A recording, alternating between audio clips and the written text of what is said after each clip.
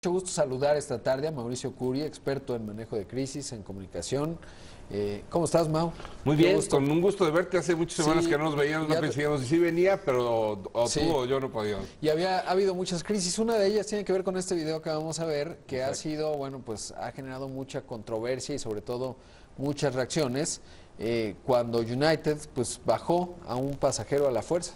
Así es, fíjate que este caso es especialmente interesante porque no nada más conlleva los errores que se cometieron por la parte de comunicación corporativa de United al no tener la sensibilidad de lo que el público iba a reaccionar ante las imágenes que se viralizaron del individuo que, bien o mal, actuando bien o mal, no lo que percibimos en las redes sociales es que se actuó brutalmente en su contra, ¿no? Entonces, por un lado, es importantísimo que quienes analizan las redes sociales tengan no nada más la responsabilidad del monitoreo de la parte cuantitativa de lo que está sucediendo, sino también poder tener esa sensibilidad, ser ese sensor para los altos niveles de la empresa, de decir, cuidado lo que está percibiendo la opinión pública de lo que están viendo, independientemente de que se actuó con justicia o no, es que se actuó con brutalidad, ¿no?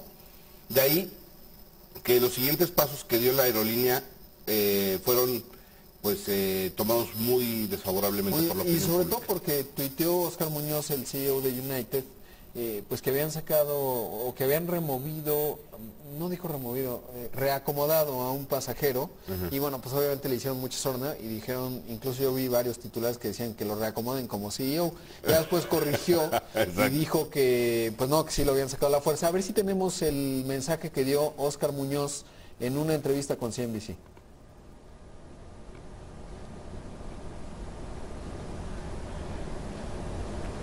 Ah, no, parece que no tenemos el inserto, Mau, pero bueno. Ok. Bueno, lo importante es que, como te decía, este caso tiene muchas aristas interesantes para lo que es el manejo de la comunicación corporativa y la reacción ante una circunstancia evidentemente crítica en los medios. Y es, por un lado, se denota que ante una circunstancia atípica para los capitanes del avión no existe un proceso de comunicación. Es decir, el primer momento, que era informar a la tripulación y obviamente a la gente que ya estaba a bordo del avión que había un individuo que estaba actuando incorrectamente en los procesos y que se iba a proceder para pedirle que se retirara con elementos de justicia, es un paso elemental, porque fue una sorpresa inclusive para los pasajeros que estaban a bordo la brutalidad con la que se actuó. Entonces hay que implementar un procedimiento donde se le diga a los pasajeros: señores, en la fila tal, estamos contando con una persona que está impidiendo que despeguemos, necesitamos actuar conforme a la ley, vamos a pedirle que se retire con elementos de la justicia. Eso pondría a todos alerta en contra del pasajero. Lo que pasó fue al contrario, vieron la brutalidad y se pusieron a favor del pasajero. En segundo, también la importancia que tiene, y muchos de los CEOs a veces no lo perciben así, la importancia que tiene el hecho de la comunicación interna, cómo se va a percibir externamente. Ves que los CEOs creen que lo que Claro, comunican hacia adentro no se va a filtrar no se va hacia a afuera. filtrar, y se filtró inmediatamente. Sí, sobre todo porque estás hablando de una organización muy grande, ¿no? Es Así decir, es. difícilmente puedes mandar un correo electrónico a más de 10 personas sin que corras el riesgo de que se vaya a filtrar. Y 10 personas es un grupo decente, digamos, podrías pensar que no se va a filtrar. Ahora imagínate una organización de miles de De personas. miles de personas. Entonces, y de que seguramente alguno de ellos está a punto de salir o está resentido, en fin. Entonces, si tú lees pensando que no se va a filtrar, es un correo perfectamente redactado. Pero si tú tienes la sensibilidad de que eso se va a filtrar, en donde paso a paso, además, se permite narrar el CEO de la compañía cómo sucedieron los acontecimientos, señalando como culpable de los acontecimientos al pasajero, pues se tomó muy mal, ¿no? Entonces, es muy importante que sepamos que ante un momento donde hay una viralización o que estás volviendo una tendencia en las redes sociales o en los medios de comunicación, un correo electrónico interno tiene que ser pensado como si se fuera a publicar, porque seguramente va a terminar en los medios, ¿no? Por supuesto. Ahora, ¿cómo juzgas, digamos, en general la comunicación que hacen las compañías aéreas en México hacia sus consumidores? Porque es muy constante, lo vimos, por ejemplo, con Interjet a finales del año pasado, tuvieron el problema en los Sukhoi que tuvieron que estar aterrizados y pues cancelación masiva de vuelos, y constantemente Volaris, Aeroméxico y Aerobús pues son sujetas a críticas. ¿Cómo observas que están haciendo una comunicación? Híjole, es una pregunta muy, muy importante la que tú haces. Yo creo que dependiendo de cada una de estas líneas, hay determinados niveles de oportunidad, digámoslo así, que pueden tomar. Algunas de ellas inclusive no tienen áreas de relaciones públicas formales, ¿no? Como es el caso de Volaris, ¿no? Pues sí, tienen un gran spokesperson que es el director general. Sin embargo, les falta esa estructura interna que permita sensibilizar a la compañía de que la comunicación no es nada más comunicar, sino que es también un gestor dentro de las operaciones internas para mejorar la reputación, sobre todo que es una compañía de servicios. Entonces, lo vemos también en el caso de Viva Aerobús, el tema de relaciones públicas parece ser inexistente. No tiene ninguna responsabilidad de cumplir con los horarios, es constante, sabes que si vas a volar ahí, pues vas a vivir un calimatías. Es un rango de tiempo el que vas a... Es un rango de tiempo en el que puedes llegar y salir. Entonces, todo ese tipo de circunstancias en las líneas aéreas es clave que lo vean no como una persona que comunica, no como un gerente ahí que reporta el área de mercadotecnia, no. Tiene que ser una persona al más alto nivel reportando a la presidencia que sirva no solamente para ver por la reputación de la marca y servir como un gestor de la mejora de los servicios en las distintas áreas de la compañía, tanto en la parte de boletaje como en la parte de equipaje, como en la de mensajería, en fin, con todos estos servicios que prestan, es muy importante porque una persona que es especializada en manejo de la comunicación corporativa es un Chief Reputational Officer, lo hemos dicho en otras partes, como lo manejan las aerolíneas norteamericanas, por ejemplo, y saben perfectamente cuándo tiene que hablar el CEO, cuándo tiene que hablar el vocero, si el tema de cómo lo está viendo la gente en distintas partes de sus parámetros de servicio les permiten ir mejorando esa lealtad del consumo, que no se ve que en México exista como tal, ¿no? Sí, no, y además, por ejemplo, veía también la habilidad en el caso de Aeroméxico, me parece que están bien armados, a pesar de que luego tienen muchas quejas en redes sociales, normal, es la aerolínea más grande, pero ahora recordaba que en el caso de Southwest,